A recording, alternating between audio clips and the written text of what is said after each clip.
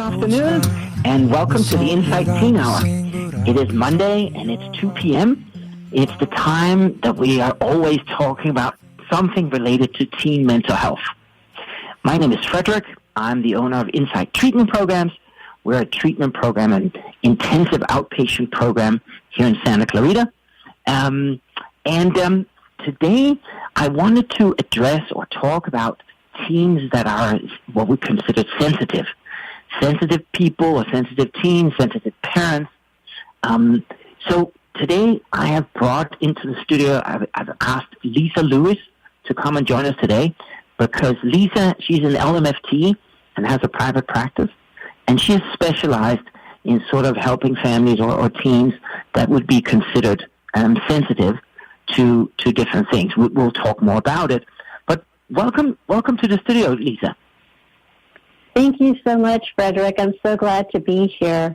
And I know you're in Santa Clarita, and I'm in Pasadena, and I've had the honor to visit your team down in Pasadena and your facility, and it's a great facility. So appreciate having that connection. Thank you very much.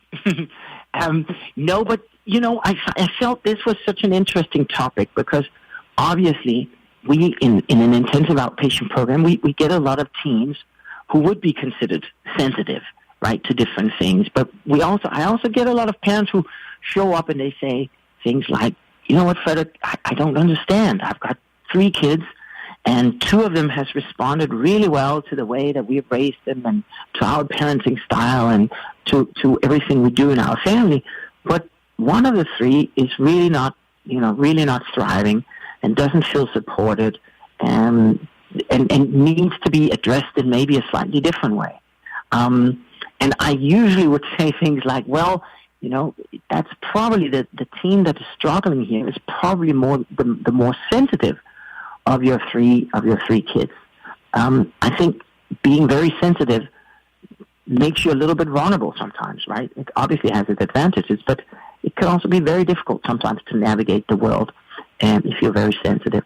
So I feel it's a great topic, Lisa, that you brought up, and I'm glad to have you in the studio today to explain a bit to us about, what is a sensitive teen? What is a sensitive parent? How can you regulate, but more importantly, how do you even know if you are especially sensitive to something, right? More than just the traditional, maybe smells or noises. So great to have you, Lisa. But before we go into the actual topic, could you tell us a little bit about yourself and, where you grew up or why you got so passionate about this field and sort of chose to dive in to deal with sensitive teens and people? Yeah, sure. I'd love to, and great questions. And that parent that you just described with 3 kids and coming into the treatment center and wondering what's happening with one of their children, that was me, I have to say. So I will tell you about, I am a licensed marriage and family therapist, and I'm also a parent. I'm a parent of 2 adult children that are in college and one that is graduating high school at the end of this month. And we've had our fair share of mental health issues through the years of my children growing up. And I think the path that I'm started on back in 2009 on my own healing journey has really created a path for me to show up as a parent, a better parent for my family, learning so much about myself, and also as a clinician. So they're like simultaneously going hand in hand. I'm not going to share about exactly the what happened in my family with my children because I'd be breaking their confidentiality. I don't have permission from them to share it. But it's not so much about the story that what's happened. It's about the process of where we started and where we are now. And I just wanted to really emphasize for parents that are out there that you may have a child that is suffering in some way, whether mentally, emotionally, physically, that it's not your fault and not to beat yourself up about it, because I was the parent that was doing that, and it's not helpful for you, and it's not really helpful for anyone. So I really want to encourage parents to get the help that they need, as well as their child, because when you get the help that you need, and then you start to change, you start to really get to know yourself, so that your not so good qualities and your good qualities, and you become stronger as a person. And when you become stronger as a person, your self-worth, your self-identity, who you want to be in the world, how you want to show up, it feels so good inside yourself, inside your body. People begin to notice, your family begin to notice. They may not be actively telling you that, but there's a shift in the energy, in the family dynamics, and then they start to shift, and they start to really, it's really about trusting you as a parent, that you can hold what's going on for them. And what I mean by holding, whatever that is that they're going through, they want to be able to trust an adult in their life, whatever they're going through, and not feel ridiculed or ashamed or put down about it. They want to be able to come to someone that's an adult, say, hey, I'm struggling with this. I need help. How do I get help? And that's what we want as parents, to be able to be that supportive person in their child's life. And I know I went off track. I didn't really tell you about exactly my path, but I can go back there and just let you know that therapy, being a psychotherapist, is my second career. I went to school, undergraduate school, for journalism, worked in broadcast television for about 10 years. And then when I had my first child, decided to stay home and be a stay-at-home mom with all three of my children. And during that time, I realized that I would go back to work at some time, but I wanted to do something different. I wanted to really make a difference in the world. Even though journalism does that to some degree, it wasn't quite the right fit. And it was my own healing journey that I started 2 years after my third child was born. I was with my midwife, and I was complaining to her about my in-laws, because I don't have a great relationship with my in-laws. And she told me, she said, Lisa, I think you need to go talk to someone about this. And so she gave me 2 referrals, 2 names. And this is before we had phones. So I wrote down the names and the phone numbers, and I tucked it away in my phone book, if anybody knows what a regular phone book is. And it took me 2 years to make that first phone call. So I had to really talk about planting a garden and planting those seeds and letting it grow, taking the time to fertilize it and water it before it could grow. It took me 2 years before I could make a call to a therapist to get help. And it's been a healing journey ever since. And I see myself as a lifelong learner, that I do not ever want to stop growing, because I have, it's amazing how I feel about myself now, what I'm providing for other people, not only clients, but family members and friends, and I feel really good about it, and I feel it's, my life purpose. Yeah, it's absolutely important that we reduce the stigma around mental health, right? That's why we have this Insight Teen Hour every Monday as well. It's just sort of to start talking about these things, because we don't want it to take 2 years for people to find the number and start calling out, right, for support and for help. I think it is important that teens as well as adults right now are reaching out to get some support. Oh yeah, I think it's wonderful what is happening in the world of mental health. When I look back when I was growing up, I'll just put it out there. I'm 58, so I was growing up in the 70s and 80s, And anxiousness, that wasn't even a word, anxiety. We talked about just being nervous. I'm like, okay, I'm always nervous. I was nervous about everything. And that's just, that's how we got through life. Just, kind of maybe noticing it, but not really doing anything about it and just pushing through.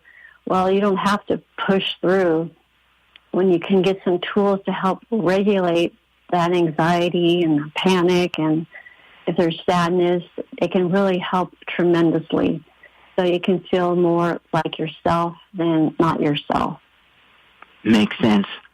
So, Lisa, when we talk about, sensitive people, obviously I think many people will relate to the idea that, hey, there are people that are sensitive because, they hear a noise and they feel a certain way, or there are certain noises that they can't tolerate and it gives them a headache, right? Or that there are smells maybe that affects them in a negative way.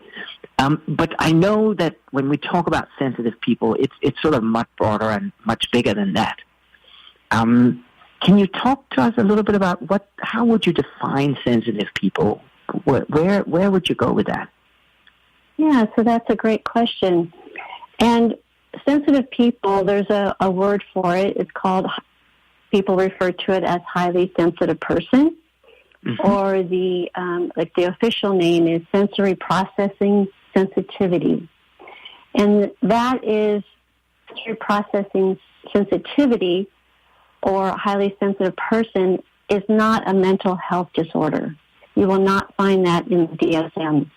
It is actually a personality trait that we are born with. And the work of Dr. Elaine Aron, she is the one that did the research and coined it highly sensitive person, or sensory processing sensitivity.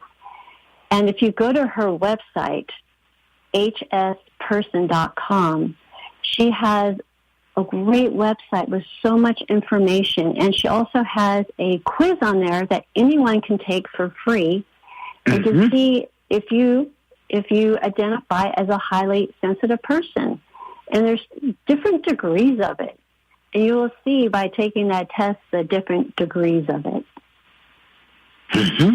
And sorry, could you mention the website again? Sure, hsperson.com. So H is for highly, S is for sensitive, and then person.com.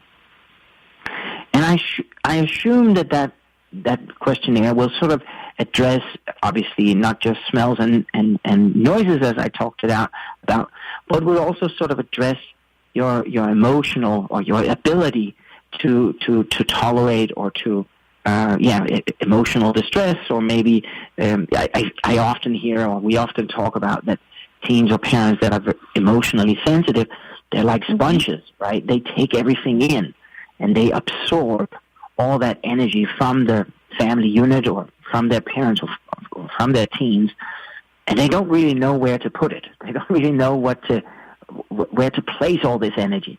So they're just holding on to it, right? And that leads to a lot of distress, obviously. But can you give us a little sense of what other questions are in there? Like, what other things are we talking about when we are talking sensitive people? Yeah, so great question. And let me just back up a little bit and give you some more information about the trait itself. Yes. So there is an equal number of men and women that identify as highly sensitive. So the genetic trait makes up 1.6 billion people in the world. So there's 1.6 billion HSPs in the world. And we all show up in different ways. And there's a common thread, and this is the work of Dr. Aron. What she's found out is there's 4 things that HSPs have in common. And it goes by the acronym DOES, D-O-E-S. And the first one is depth of processing. And what I mean by that is that HSPs, highly sensitive people, love to go deep. They love deep conversations. The surface level conversations, no, like that doesn't cut it for them. They'll do it because they know not everyone can go deep, But when they can find another person that can have really in-depth conversations, they love it. That really lights them up. The O for the acronym stands for overstimulation. So HSPs can get overstimulated, overwhelmed quickly just by the environment that they're in.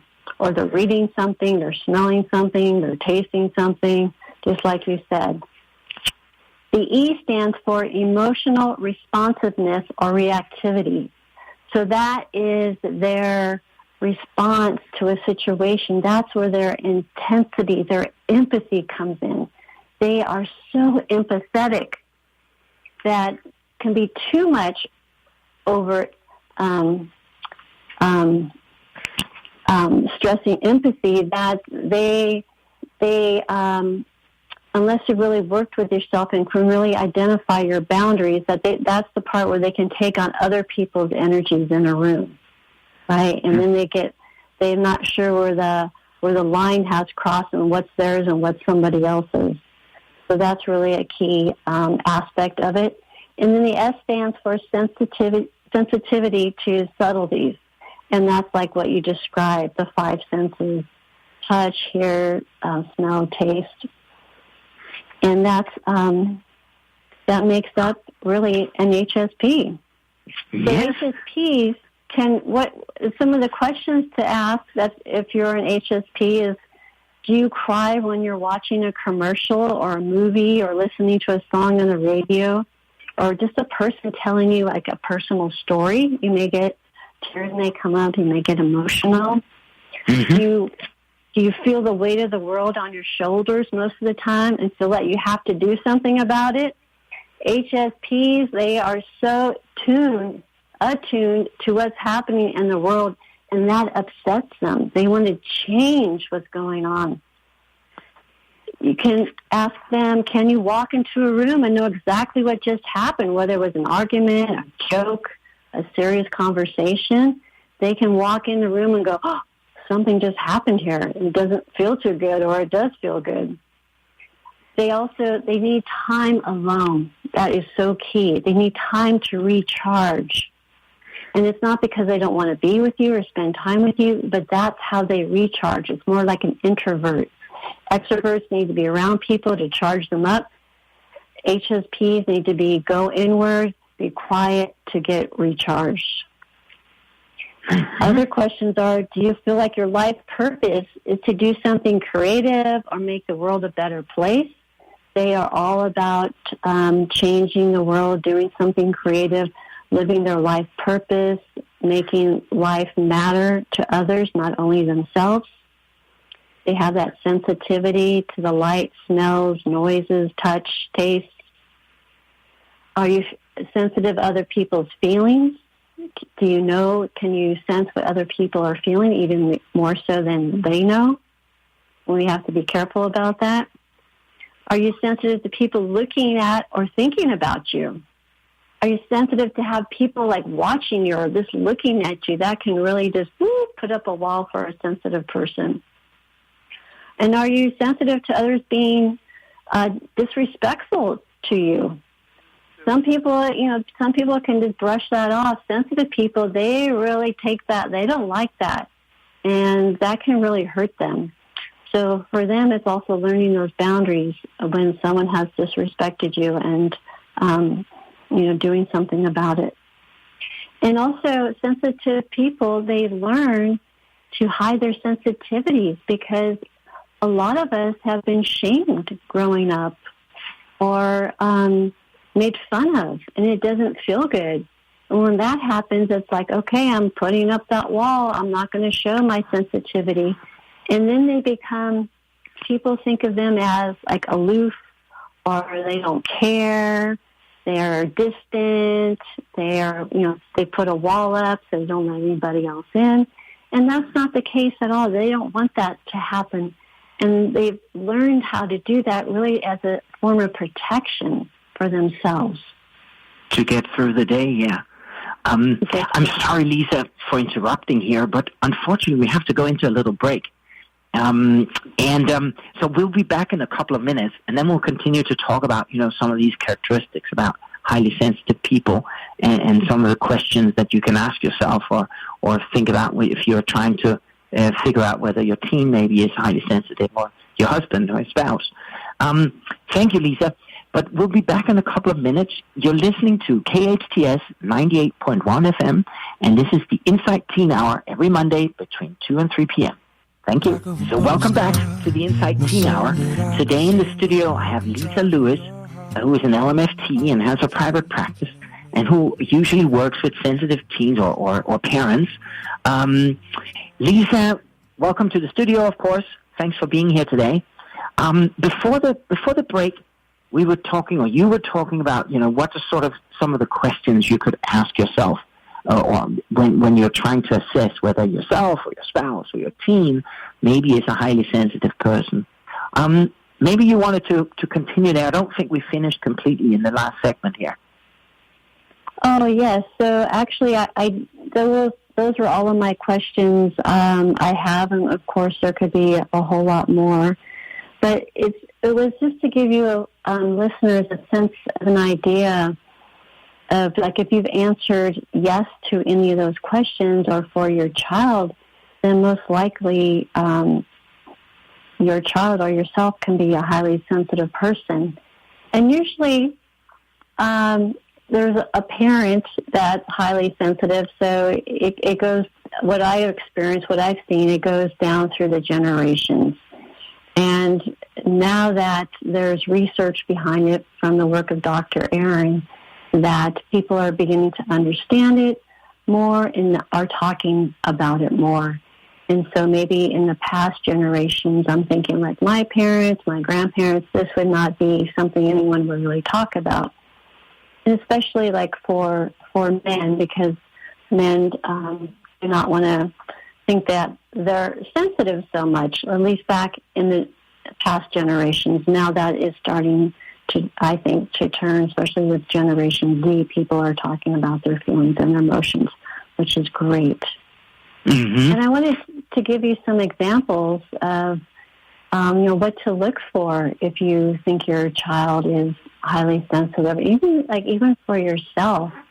I work with parents, and I think the hardest part is that it may take more effort by the parent to help their child.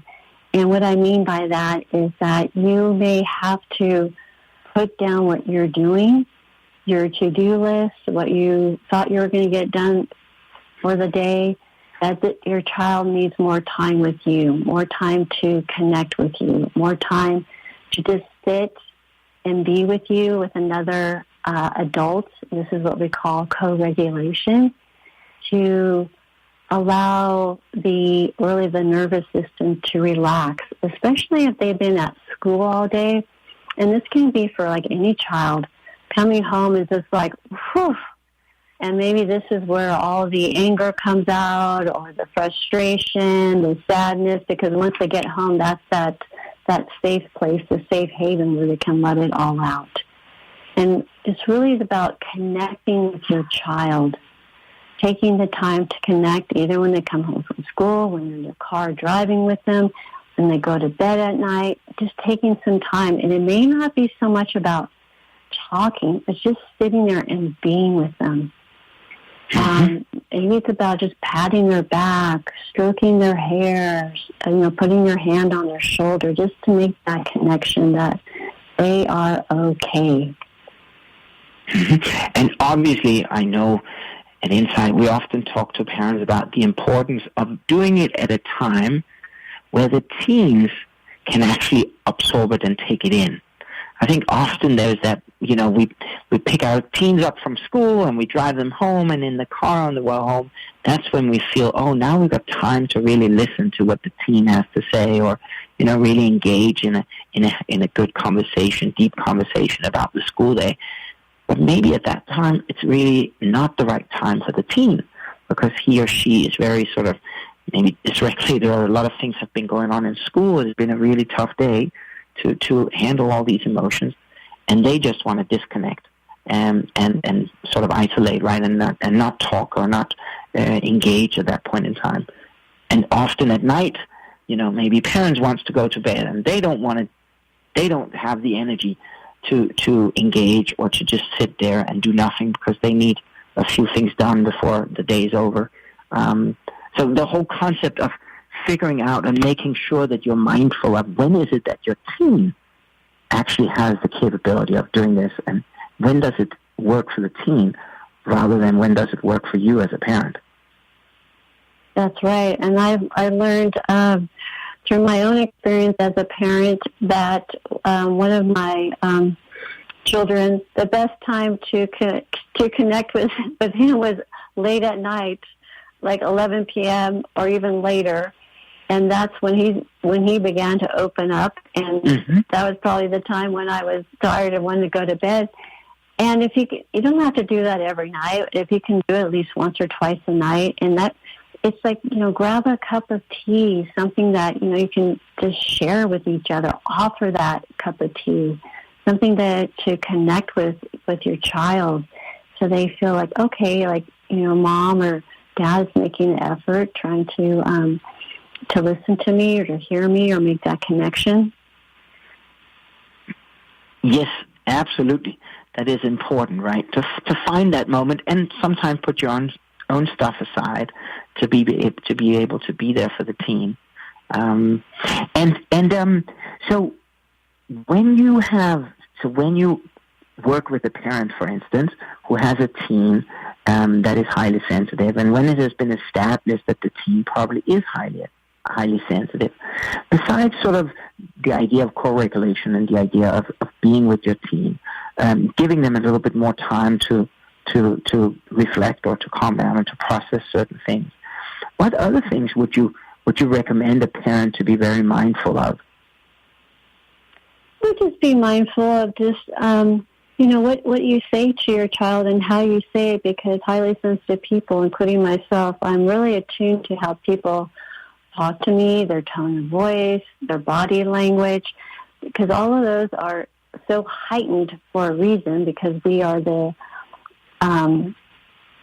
if we look back way back, we are the people like in the herd that stand on the perimeters, and we are protectors. We're protecting the herd from any danger.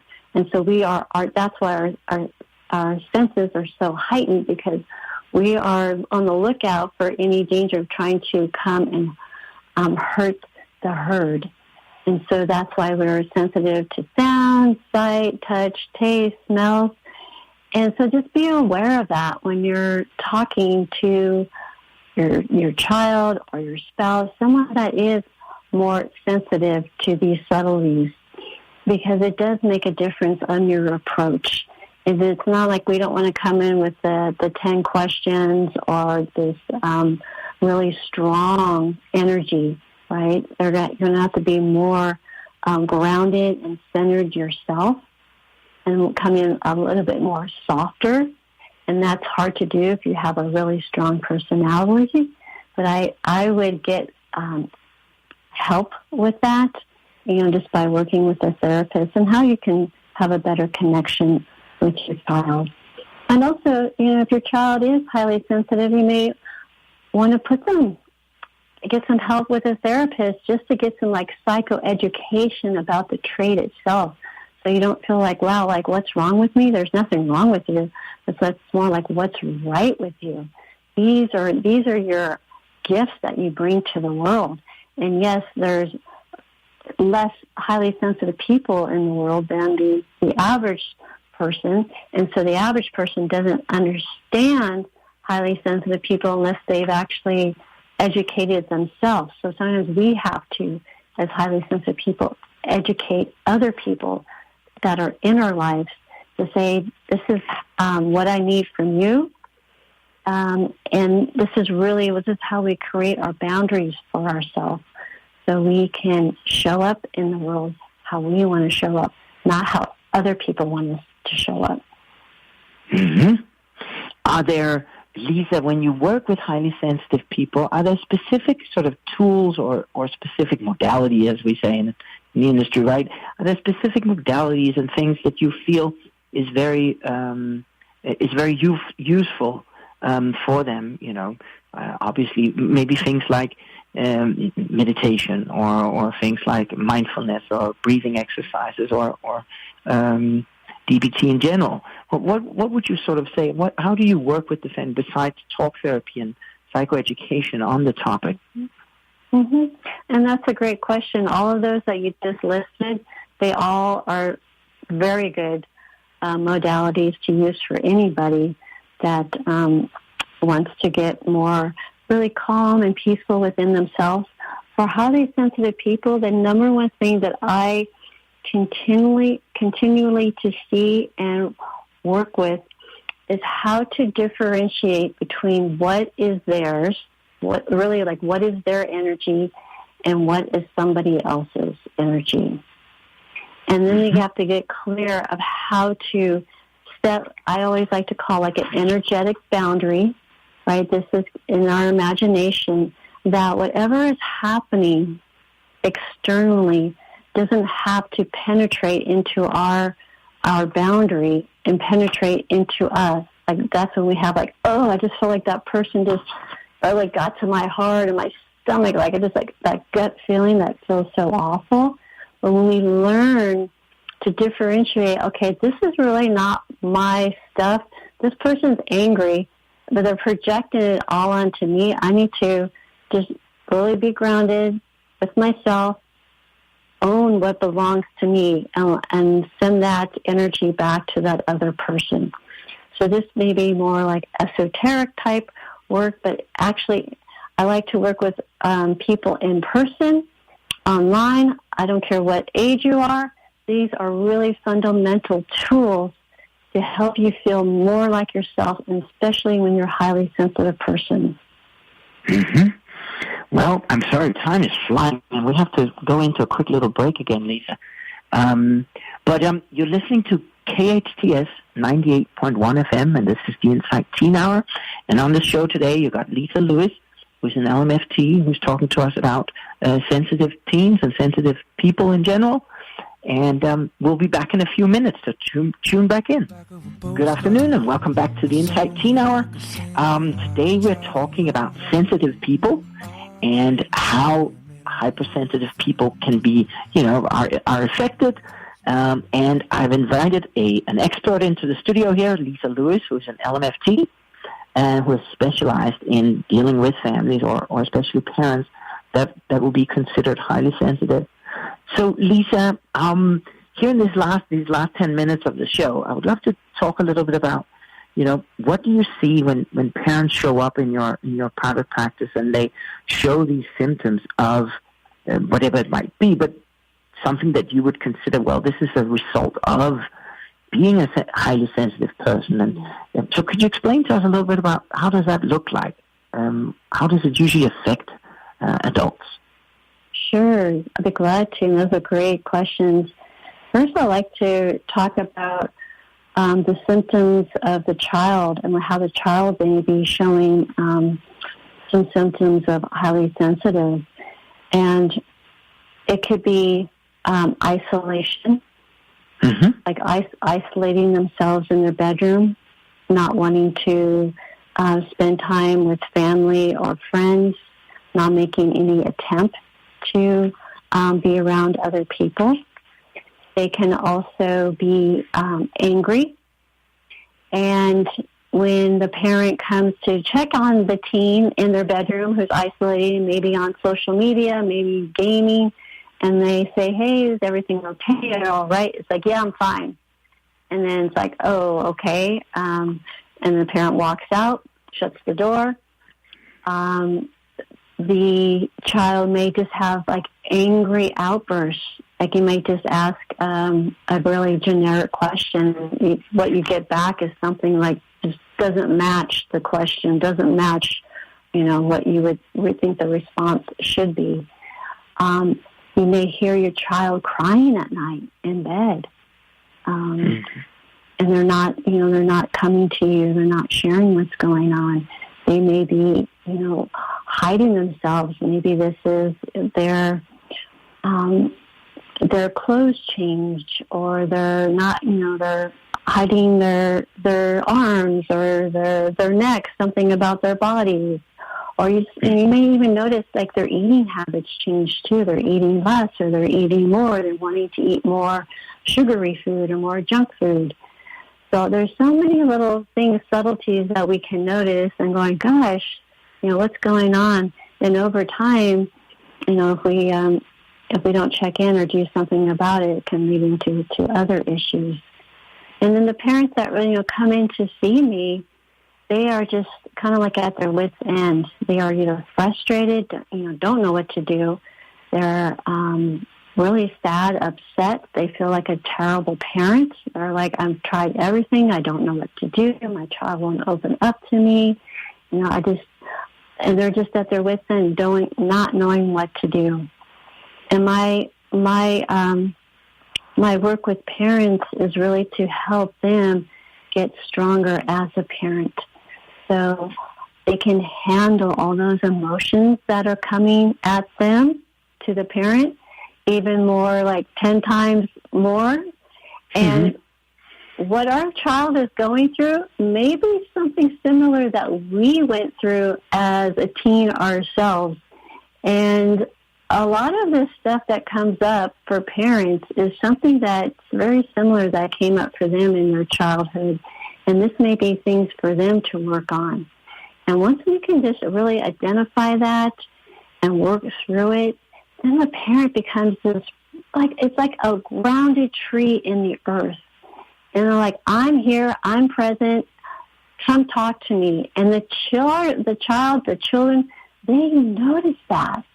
And it doesn't even have to be talked about, but they notice the shift, as I said in the beginning of the interview, the shift in the parent's energy that says, hey, my parent can handle this, and I feel safe with them, and I trust them, and I want to be able to share this with them.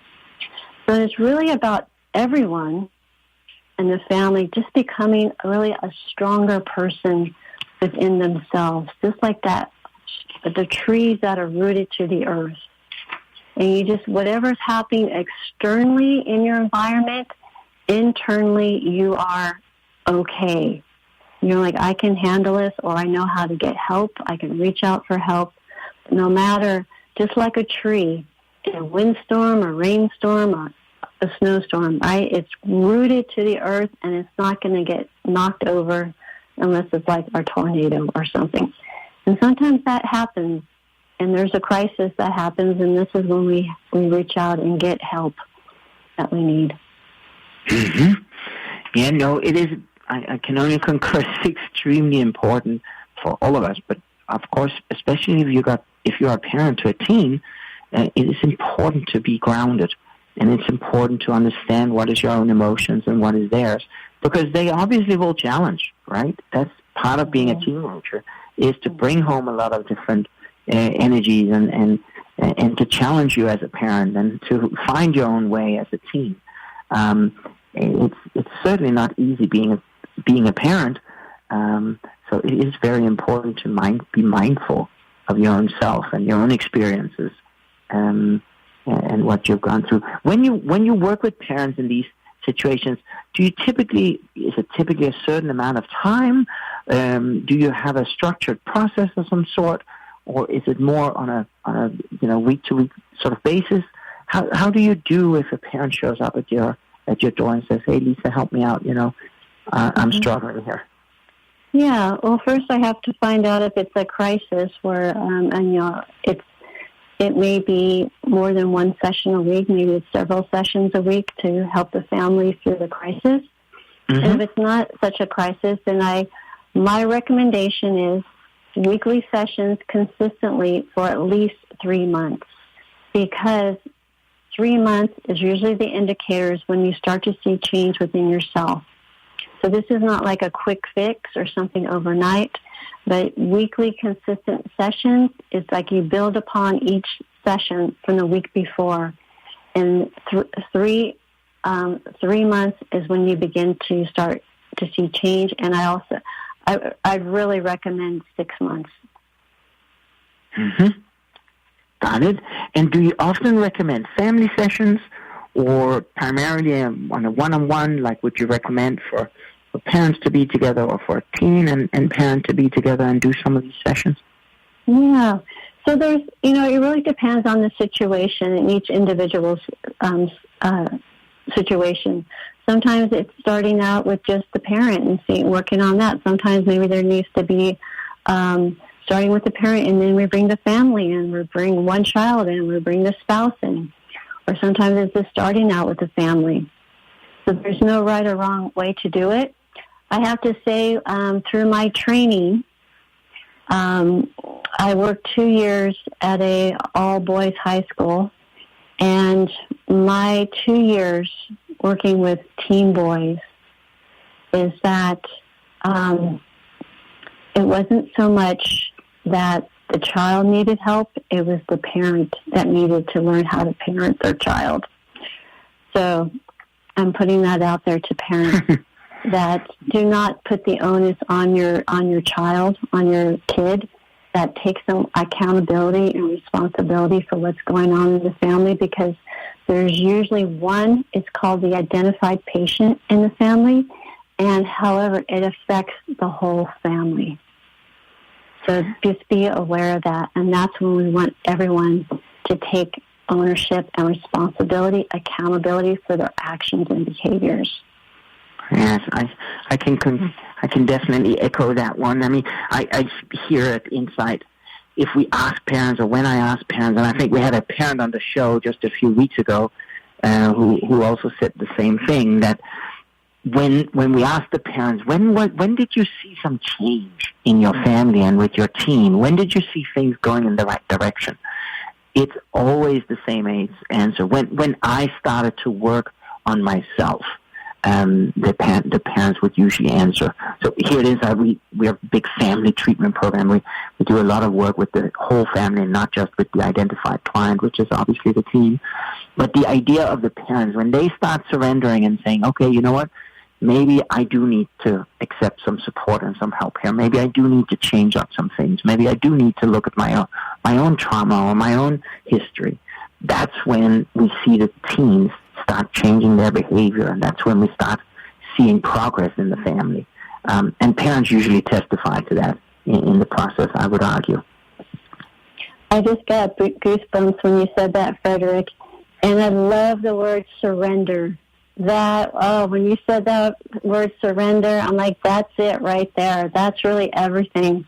When the parents can put down their own defenses and surrender and just be more humble and really show their humility. Yes, I make mistakes too as a parent, and I can own up to it, and I can also say, hey, I'm sorry, and let's try this differently. Let's do this over. Yeah, that's very important.